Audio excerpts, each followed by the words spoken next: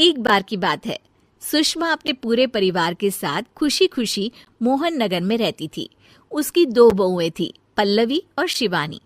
एक दिन दोनों बहुएं रसोई में काम कर रही होती है कि तभी उनकी सास सुषमा उन्हें बुलाती है। अरे बहू, जरा इधर तो आना। शिवानी, जरा जाकर देखना सासू माँ क्या कह रही हैं। दीदी आप ही देख लो ना जाकर, आपको भी तो सुनाई दे रहा है। अरे मैं आटा गूंद रही हूँ ना, तुम चली जाओ। हाँ तो मैं भी तो सब्जी काट रही हूँ ना दीदी। अरे बहू जल्दी आओ। ओह, ये तो जाएगी नहीं, मैं ही जाकर देखती हूँ कि क्या करना है। पल्लवी सुषमा के कमरे में जाती है। जी मम्मी जी, क्या हुआ? शाम को घर पर कुछ मेहमान आने वाले हैं, तो तुम अच्छा सा खाना बना लेना बहू। ठीक है मम्मी जी, आप बता दीजिए क्या क्या बनाना है और कितने लोग आ रहे हैं। सुनील की मौसी जी और उनका पूरा परिवार आ रहा है। कुल मिलाकर 3 लोग और हमें मिलाकर हुए 9 लोग। तो अभी से ही तैयारी करना शुरू कर दो। और हाँ, घर की सफाई भी कर देना, हाँ अच्छे से। जी मम्मी जी, सब काम हो जाएगा, आप चिंता मत कीजिए। पल्लवी शिवानी को घर में मेहमान आने वाले हैं इसके बारे में बताती है। क्या 9 लोगों का खाना बनाना होगा, घर की सफाई करनी है? बाप रे, सासू माँ ने तो हमें घर की नौकरानी ही समझ कर रखा है। ऐसा नहीं बोलते शिवानी, हम इस घर की बहू हैं और घर के काम करना हमारा फर्ज है। दीदी तो है ही सासू माँ की चमची, जब देखो सासू माँ सासू माँ। मैं तो इतना सारा काम नहीं करने वाली। शिवानी कपड़े लेकर गमला साफ कर रही होती है और चक्कर आने का नाटक करने लगती है। मेरा सर चकरा रहा है। तभी वहां पल्लवी और सासू माँ जाते हैं। अरे बहू, क्या हो गया तुम्हें? मम्मी जी, बहुत तेज सर में दर्द हो रहा है। तुम एक काम करो शिवानी, आराम कर लो। नहीं नहीं दीदी, घर में मेहमान आने वाले हैं, मुझे आपकी मदद करनी चाहिए। अरे कोई बात नहीं शिवानी, तुम आराम कर लो, मैं सब काम कर लूंगी। ठीक है दीदी, अगर आप इतना कह रही हैं तो आराम कर लेती हूँ।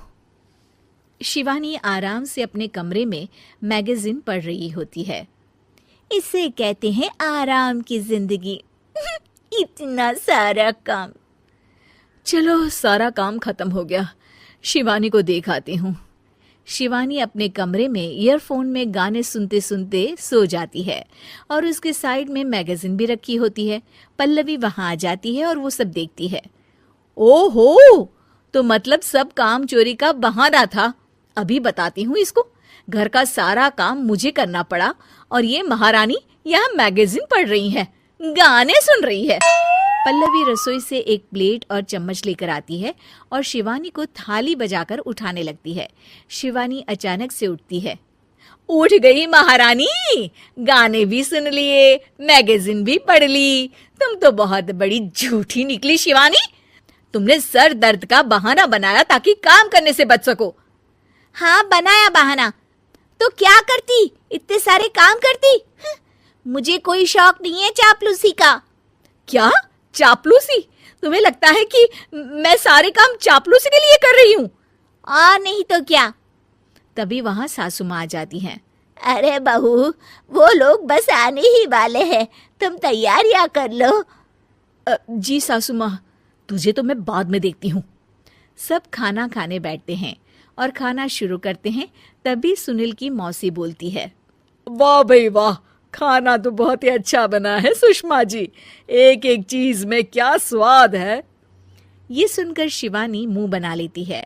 उसे अपनी जेठानी की इतनी तारीफ रास नहीं आती। आपकी बहुएं तो बहुत ही अच्छा खाना बनाती हैं। हाँ, बनाती तो दोनों ही अच्छा है, पर आज ना ये सारा खाना बड़ी बहू ने बनाया है।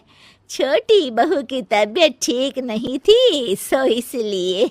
मानना पड़ेगा सुषमा जी, आपकी बड़ी बहू तो बहुत ही गुणवान है। पल्लवी की तारीफ सुनकर शिवानी को जलन होती है। पल्लवी ये सुनकर खुश हो जाती है और शिवानी की तरफ देखकर उसे चिढ़ाती है। कुछ देर बाद मेहमानों के जाने का वक्त हो जाता है। मौसी जी सबके लिए उपहार लाई होती है। वो सबको शगुन के पैसे देती हैं और अंत में पल्लवी के पास आती है। तुम्हारे लिए शगुन का लिफाफा तो है ही, पर बहू तुम्हें एक और उपहार भी मिलेगा इतना अच्छा खाना बनाने के लिए।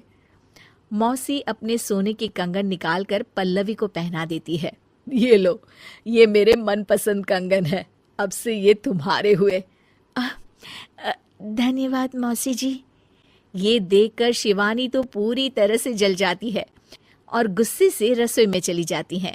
तभी वहां पल्लवी आ जाती है और उसे अपने कंगन दिखाने लगती है। देवरानी जी, अब आपका सर दर्द ठीक तो है ना? मुझे लगता है कि अब सर दर्द शुरू हो गया होगा आपका।